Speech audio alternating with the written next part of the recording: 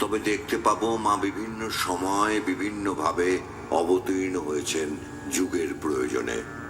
শাস্ত্রে মায়ের বিভিন্ন রূপের বর্ণনা পাওয়া যায়, যেমন মহিষাসুরমর্দিনী দুর্গা, নবদুর্গা, অপরিচিতা দুর্গা, বনদুর্গা, নিস্তারিণী দুর্গা, অন্নপূর্ণা দুর্গা, জগদ্ধাত্রী দুর্গা ইত্যাদি ইত্যাদি।